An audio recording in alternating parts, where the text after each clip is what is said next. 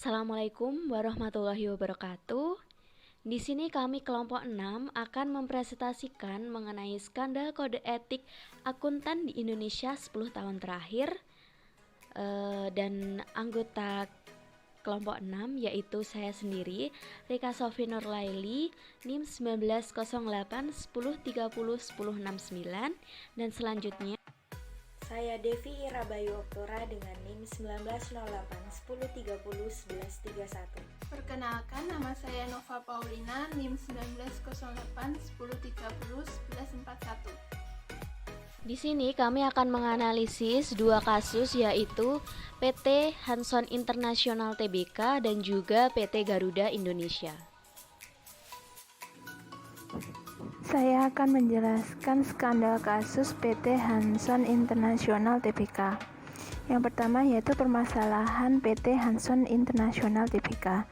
Masalah yang terjadi pada PT Hanson International Tbk ini menyangkut tentang suatu pelanggaran etika terhadap masyarakat banyak atau masyarakat publik.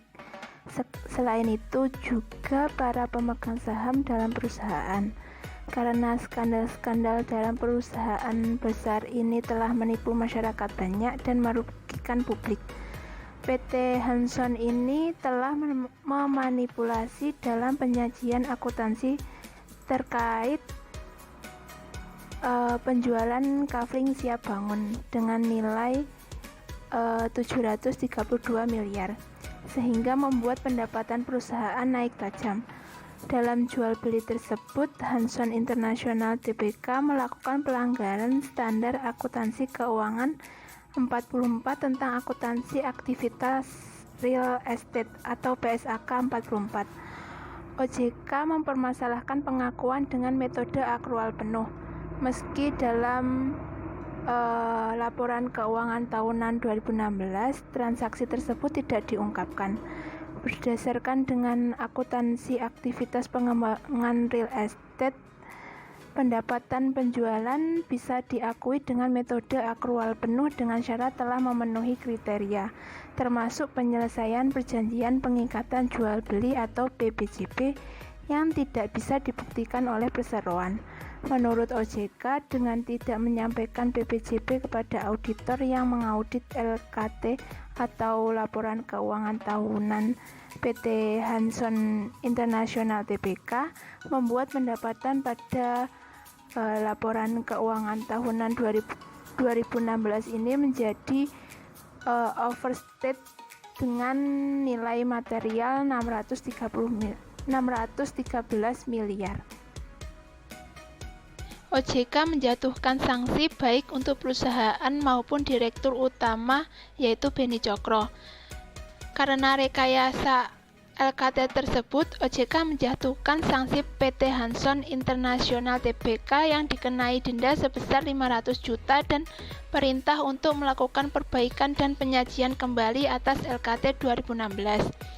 Sementara CEO PT Hanson International yaitu Beni Cokro dijatuhi sanksi sebesar 5 miliar karena terbukti melakukan manipulasi laporan keuangan PT Hanson International Tbk tahun 2016.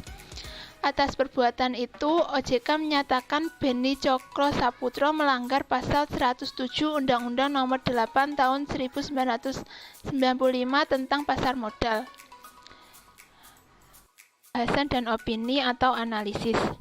Kami membaginya menjadi 3 bagian, yaitu etika dalam KAP, yang kedua prinsip-prinsip etika bisnis, yang ketiga prinsip dasar etika untuk akuntan. Yang pertama yaitu etika dalam KAP. Di situ terdapat etika bisnis akuntan publik. Pada kasus ini, Sherly Jokom selaku akuntan publik PT Hanson International tidak menerapkan etika bisnis akuntan publik, yaitu integritas, kompetensi, dan kehati-hatian, serta perilaku profesional. Karena ketidakcermatannya dalam melakukan audit LKT PT Hanson International per 31 Desember 2016 atas penjualan kafling siap bangun dan tidak mengetahui adanya PPJP kafling siap bangun tanggal 14 Juli 2016. Selanjutnya, akuntan publik sebagai entitas bisnis. Sebagai entitas bisnis layaknya entitas-entitas bisnis lain, akuntan publik juga dituntut untuk peduli dengan keadaan masyarakat, bukan hanya dalam bentuk uang, dengan jalan memberikan sumbangan, melainkan lebih kompleks lagi. Pada kasus ini, Serly Jogom selaku akuntan publik dari KAP Purwantono Sungkoro dan Suryo sudah menerapkan akuntan publik sebagai entitas bisnis karena telah bertanggung jawab dengan menjalani sanksi yang diberikan oleh OJK atas ketidakcermatannya menemukan kesalahan dalam mengaudit LKT PT Hanson International yang menyebabkan para nasabah merasa dibohongi oleh LKT PT Hanson International yang telah diaudit olehnya. Selanjutnya yaitu krisis profesi akuntansi. Krisis profesi akuntan publik dapat terjadi karena kurangnya minat generasi muda terhadap profesi ini. Padahal apabila melihat pertumbuhan industri di Indonesia, jasa profesi ini sangat dibutuhkan dan apabila kondisi ini terjadi, maka akan mengancam eksistensi profesi ini. Pada kasus ini, apa yang telah dilakukan oleh pihak Direktur Utama dan Direktur PT Hanson International serta akuntan publik yang mengaudit LKT perusahaan merupakan penyebab salah satu timbulnya krisis profesi akuntansi. Alasannya adalah karena dengan adanya peristiwa ini dapat menurunkan kepercayaan masyarakat terhadap profesi akuntan publik. Yang terakhir yaitu regulasi dalam penegakan etika kantor akuntan publik. Regulasi bertujuan untuk melakukan pembinaan dan pengawasan terkait dengan penegakan etika terhadap kantor akuntan publik. Hal ini dilakukan sejalan dengan regulasi yang dilakukan oleh Asosiasi Profesi terhadap anggotanya. IAI menetapkan Kode Etik Ikatan Akuntansi Indonesia. Kode etik tersebut dibuat untuk menentukan standar perilaku bagi para akuntan, terutama akuntan publik. Pada skandal kasus ini, sebagai bentuk regulasi dalam penegakan etika KAP, OJK memberikan sanksi administratif berupa pembekuan STTD selama 1 tahun kepada Serly dari KAP Purwantono Sungkoro dan Suryo selaku akuntan publik yang mengaudit LKT PT Hanson International. Tujuannya akan memberikan efek jera kepada KAP dan akuntan publik agar tidak melakukan kesalahan yang sama di masa yang akan datang.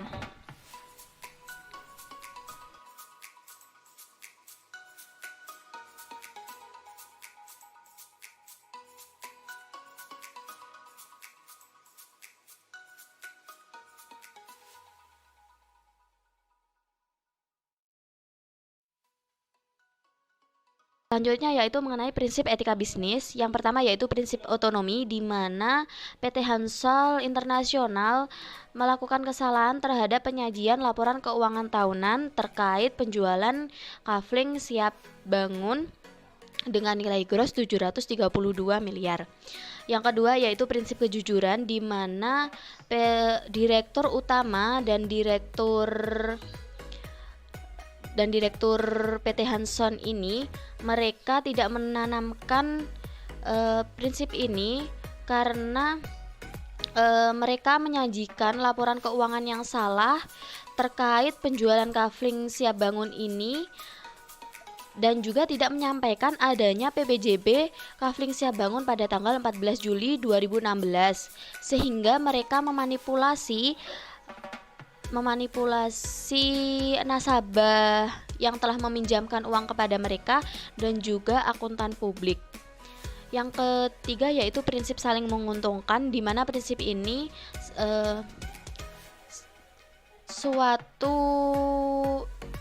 menuntut agar suatu bisnis yang dijalankan itu dapat memberikan keuntungan bagi semua pihak. Nah, pada kasus ini, Direktur Utama dan Direktur PT Hanson tidak menerapkannya karena mereka memberikan suatu laporan keuangan tahunan yang terdapat kesalahan kepada para nasabah dan juga akuntan publik. Dan juga mereka tidak memberitahu adanya PPJB pada PBJB Kasiba pada tanggal 14 Juli 2016. Nah, yang selanjutnya yaitu mengenai analisis prinsip-prinsip dasar akuntan, yaitu yang pertama yaitu para akuntan publik ini telah melanggar prinsip integritas karena pihak akuntan publik ini selama mengaudit laporan keuangan tahunan PT Hanson International Tbk, mereka memberikan pendapat wajar tanpa pengecualian, padahal realitanya mereka tidak dapat mengetahui adanya suatu perjanjian pengikatan jual beli kafling siap bangun pada tanggal 14 Juli 2016 dengan nilai gross sebesar 732 miliar oleh pihak-pihak direktur PT Hanson International Tbk, atau bisa dibilang pihak akuntan publik ini tidak memiliki itikat buruk. Nah, yang kedua yaitu mereka melanggar prinsip objektivitas karena akuntan publik ini tidak memihak kepada PT Hanson walaupun dia tidak dapat mendeteksi kesalahan dari laporan keuangan tahunan PT Hanson International tersebut. Nah, yang ketiga yaitu mengenai prinsip kompetensi dan kehati-hatian profesional. Para akuntan ini mereka bekerja tidak cermat dalam penggunaan kemahiran profesionalitas terkait pelaksanaan audit standar akuntansi 560 yang menentukan apakah laporan keuangan tahunan PT Hanson Internasional per 31 Desember 2016 terdapat kesalahan material yang memerlukan perubahan atau tidak atas fakta yang diketahui oleh akuntan publik setelah laporan keuangan tersebut diterbitkan. Nah, yang terakhir yaitu mengenai kerahasiaan, di mana pihak akuntan publik ini tidak mengetahui bahwa adanya suatu penjualan kafling siap bangun pada tanggal 14 Juli 2016. Direktur-direktur tersebut tidak memberitahukan kepada akuntan publik sehingga membuat OJK tersebut tersesat dan bingung dalam menggunakan kewenangannya untuk memerintah PT Hanson International Tbk melakukan pengoreksian atas pengakuan pendapatan pada laporan keuangan tahunan mereka di 2016. Selanjutnya saya akan membahas mengenai skandal akuntansi KAP Tanubrata, Sutanto, Fahmi, Bambang, dan rekan terkait kasus laporan keuangan PT Garuda Indonesia pada tahun 2018. Pada kasus tersebut, PT Garuda Indonesia dikenakan sanksi oleh lembaga keuangan pemerintah maupun non-pemerintah karena diduga terdapat kejanggalan pada laporan keuangan mereka tahun 2018, khususnya pada pengakuan pendapatan atas perjanjian kerjasama dengan PT Mahata Aero Teknologi, di mana di situ diindikasikan bahwa tidak sesuai dengan standar akuntansi. Adanya kasus tersebut tidak hanya berdampak pada PT Garuda Indonesia saja, tetapi juga berdampak pada akuntan publik dan KAP yang menangani laporan keuangan tersebut. Di mana akuntan publik yang terlibat di sini adalah akuntan publik Kasnir Sirumapea dengan kantor akuntan publik Tanubrata, Sutanto, Fahmi, Bambang, dan rekan, member of BDO International. Lalu apa saja sih pelanggaran yang dilakukan oleh akuntan publik dan kantor akuntan publik tersebut pada kasus laporan keuangan PT Garuda tahun 2018? Yang pertama itu, kantor akuntan publik belum menerapkan sistem pengendalian mutu KAP secara optimal terkait konsultasi dengan pihak eksternal. Yang selanjutnya, pelanggaran yang mereka langgar adalah akuntan publik Kasnir Sirumapea belum sepenuhnya mematuhi standar audit, standar profesional akuntan publik atau SPAP. Di mana di sini standar audit yang dilanggar adalah SA 315, pengidentifikasian dan penilaian risiko kesalahan penyajian material melalui pemahaman atas entitas dan lingkungannya. SA500 bukti audit dan SA560 peristiwa kemudian. Akibat dari pelanggaran yang mereka lakukan tersebut, maka mereka diberikan sanksi yang didasarkan pada pasal 25 ayat 2 dan pasal 27 ayat 1 UU nomor 5 tahun 2011 dan pasal 55 ayat 4 PMK nomor 154 garing PMK titik 01 garing 2017, di mana sanksi tersebut antara lain yang pertama diberikan kepada AP Kasmir Sirumapea berupa pembekuan izin selama 12 bulan berdasarkan KMK nomor 312 garing KM.1 garing 2019 tanggal 27 Juni 2019. KAP Tanubrata Sutanto Fahmi Bambang dan Rekan atau Member of BDO Internasional juga diberikan peringatan tertulis dengan disertai kewajiban untuk melakukan perbaikan terhadap sistem pengendalian mutu KAP dan dilakukan review oleh BDO International Limited berdasarkan surat nomor S/210 garing MK.1 PPPK garing 2019 tanggal 26 Juni 2019. Selanjutnya akan disampaikan oleh rekan saya.